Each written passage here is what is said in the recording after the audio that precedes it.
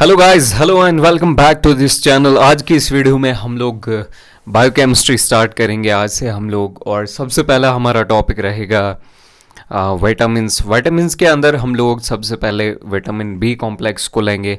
और vitamin B complex में thymine सबसे पहले हम लोगों ने स्टार्ट किया है। जो हमारा विटामिन B1 है इसको हम लोग थायमीन भी कहते हैं। ये एक वाटर सॉल्युबल विटामिन है। जैसा कि हम लोग जानते हैं हमारे पास विटामिन्स जो हैं वो विटामिन्स हमारे दो तरह के होते हैं। एक होता है वाटर सॉल्युबल और एक होता है हमारा फैट सॉल्युबल। वाटर सॉल्युबल हमारे पास बी कॉम्प्लेक्स और सी, बी कॉम्प्लेक्स और सी जो है हमारे वाटर सॉल्युबल है, बी और सी। इसके अलावा vitamin A, D, E and के जो हैं ये हमारे फैट सॉल्युबल हैं। एक एक करके सारे विटामिन्स को पढ़ेंगे। सबसे पहले हम लोग विटामिन बी को पढ़ेंगे। वाटर सॉल्युबल विटामिन है, इसको हम लोग थायमीन भी कहते हैं। इसका कॉमन नेम विटामिन B1 होता है। इसका केमिकल नेम जो है वो थायमीन होता है। ये एक वाटर सॉल्युबल टाइप का है। इसकी एक्टिव फॉर्म जो है वो है thiamine pyrophosphate. Thiamine pyrophosphate इसकी एक्टिव फॉर्म है, या तो कोएंजाइम इसको हम कहेंगे। ये टीपीपी हमारा कई जगहों पे यूज़ होता है। हम लोग जब एनर्जी निकालते हैं, हमारा पायरुवेट जब एसिटाइल कोएंजाइम में कन्वर्ट होता है, वहाँ पे NADH में कन्वर्ट होता है और उस जगह पे हमें टीपीपी थायमीन पायरोफॉस्फेट की ज़रूरत पड़ती है। डिस्कवरी इसको डिस्कवर किया था 1912 में कैसिमर फ्रंक ने, जिसने टर्म दी थी हमारी विटामिन।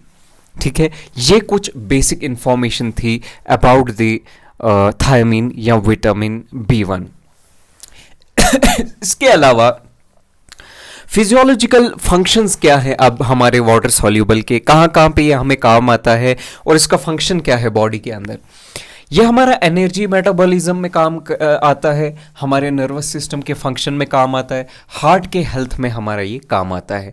एनर्जी मेटाबॉलिज्म में किस तरीके से ये काम आता है, क्या होता है हमारा जब पायरुवेट जब कन्वर्ट होता है ग्लाइकोलिसिस में, पायरुवेट जब हमारा कन्वर्ट हो जाता है एसिटाइल कोएंजाइम में, यहाँ पे NAD जो है वो NADH में कन्वर्ट होता है और यहाँ पे टीपीपी की हमें ज़रूरत पड़ती है, यानी थायमीन की जो है वो ज़रूरत पड़ती है। ये रिएक्शन पायरुवेट डिहाइड्रोजिनेज की प्रेजेंस में होती है।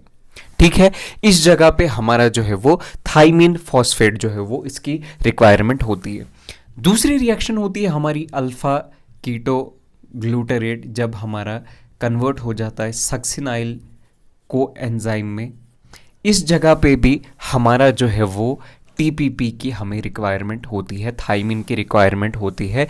और यहाँ पे जो है वो alpha keto glutamate dehydrogenase enzyme की हमें ज़रूरत पड़ती है। तो ये दो जगहें हैं जहाँ जहाँ पे हमें जो है वो एनर्जी मेटाबॉलिज्म में हमारा थायमीन का यूज़ होता है। नर्वस सिस्टम के इसका फंक्शन क्या होता है कि ये नर्व इम्पल्स की जनरेशन में हमें जो है वो हेल्प करता है, ट्रांसमिशन में हेल्प करता है। इसके अलावा ये मेंटेन करता है माइलिन शीथ को। हमारे पास कुछ न्यूरॉन्स होते हैं वो माइलिनेटेड होते हैं जिनमें माइलिन शीथ होती है, और कुछ अनमाइलिनेटेड होते हैं जिनमें माइलिन शीथ नहीं होती। तो ये माइलिन शीथ को मेंटेन करता है। इसके अलावा ये एसिटाइल कोलिन न्यूरोट्रांसमीटर के सिंथेसिस में भी रोल प्ले करता है।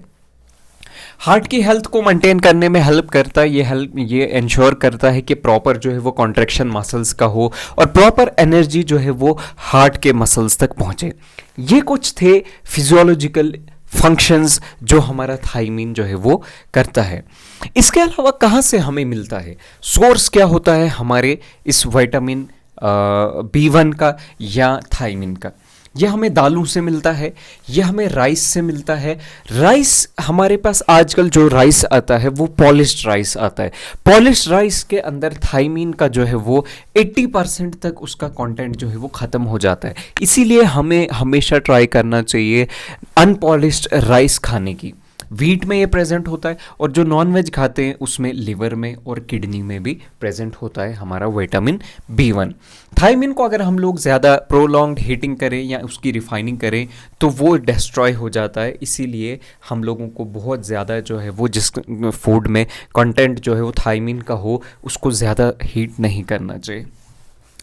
अब इसके बाद रेकमेंडेड डाइटरी अलाउंस क्या है, RDA हमारा कितना रिक्वायर्ड है हमारी बॉडी को, ये RDA क्या है थायमिन का वो हम देखेंगे। इन्फेंट्स जो 0 से 6 मंथ्स तक बेबीज़ हैं उनमें 0.2 मिलीग्राम पर डे प्रेजेंट होना चाहिए।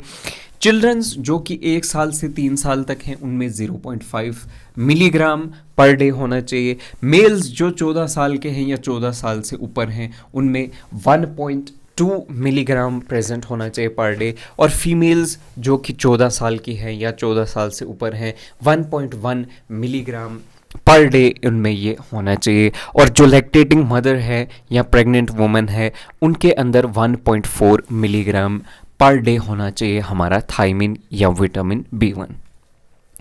डेफिशिएंसीज, अब थायमिन जो है वो उसकी कमी से क्या होता है, थायमिन की सबसे पहले कमी क्यों होती है। थायमिन की जो है वो कमी हो सकती है पुअर डाइट की वजह से, यानी एक बंदा है वो उतनी न्यूट्रिशियस डाइट खा ही नहीं पा रहा है जिसमें थायमिन हो, विटामिन B1 हो, तो उसकी कमी से भी डेफिशिएंसी हो सकती है हमारे विटामिन B1 की।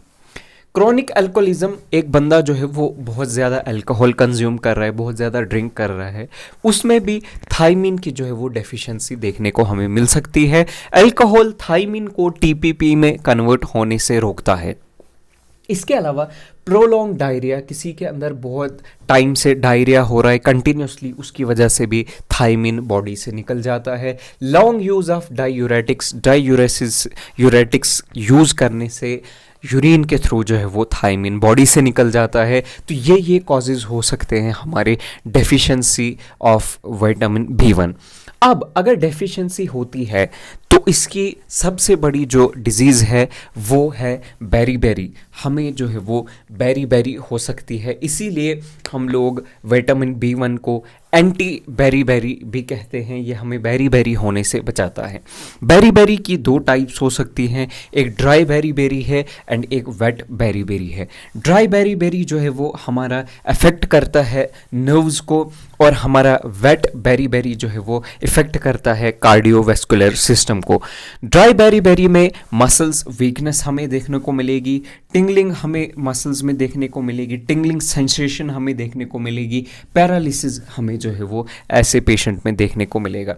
जिसमें वेट बेरी होगा उसका कार्डियोवैस्कुलर सिस्टम जो है वो फेल हो सकता है, हार्ट फेलियर हो सकता है, उसमें हमें एडिमा देख सकता है, शॉर्टनेस ऑफ ब्रेथ जो है वो हमें ऐसे पेशेंट में देखने को मिल सकती है। इसके अलावा जो डिजीज़ है वो है वर्निक कॉर्सकॉफ सिंड्रोम, ये हमें अल्कोहल जो बंदे लेते हैं उनमें देखने को मिलता है। सीन मेनली इन अल्कोहलिक्स, जो लोग ज़्यादा ड्रिंक करते हैं उनमें हमें देखने को मिलता है Wernicke Korsakoff syndrome. Wernicke's encephalopathy, confusion होगी इसमें, लैक ऑफ कोऑर्डिनेशन होगा, आई मूवमेंट की प्रॉब्लम हो जाएगी इसके अंदर। कार्सकॉफ साइकोसिस में क्या होगा, कार्सकॉफ साइकोसिस में मेमोरी लॉस होगी, हेलुसिनेशन होगा, बंदे को अलग अलग ख्याल आएंगे, जैसे मुझे कोई मार रहा है, जैसे मुझे कुछ अलग दिख रहा है, हेलुसिनेट करेगा। कॉन्फेबुलेशन हमें देखने को मिलेगा ऐसे पेशेंट के अंदर जो कॉर्सकॉफ साइकोसिस का शिकार हो जाएंगे। So this was about the deficiencies जो हैं बेरी और वर्निक कॉर्सकॉफ सिंड्रोम जो है वो ये हमें देखने को मिलता है। This was all about the vitamin B1। I hope आपको समझ में आई होंगी चीज़ें। इसके बाद हम लोग दूसरा विटामिन उठाएंगे। आई होप आपको चीज़ें समझ में आ रही होंगी। इस वीडियो के लिए इतना ही। Thank you so much.